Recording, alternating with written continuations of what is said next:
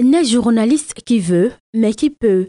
Des propos du ministre de la Communication qui témoignent de l'urgence pour les acteurs de contenu de se former à l'analyse dans une société où les fake news et la désinformation sont devenues monnaie courante. Selon Amadou Koulibaly, la Semaine nationale de la presse va permettre la contribution de l'école à la formation des citoyens ayant un esprit critique. J'invite les acteurs de la presse, les élèves et étudiants, certainement futures femmes et hommes de médias, mais surtout utilisateurs et consommateurs d'informations sur les médias sociaux. Ces moments d'interaction contribueront sans aucun doute à enrichir nos perspectives et à consolider notre vision commune d'une presse au service de la nation et de la démocratie et à l'avènement d'un citoyen à l'esprit critique.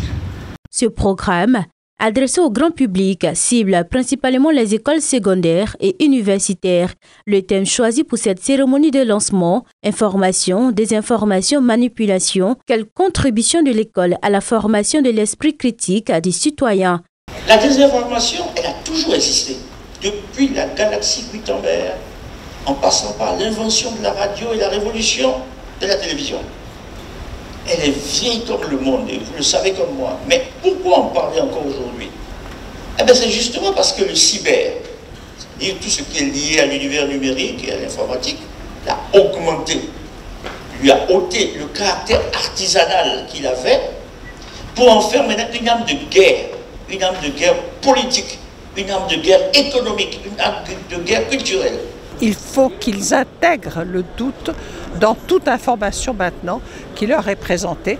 Cela les amènera à se dire, mais à vérifier la source, à se dire, mais est-ce que cela est vrai avant de balancer. Des panels, ateliers et visites guidées vont meubler ces 5 jours d'activité où un prix sera décerné aux lauréats du meilleur journal école et au meilleur article de presse. L'ANP veut par cette initiative susciter la création de clubs presse et de lecture, mais aussi des cellules de réflexion et de débat.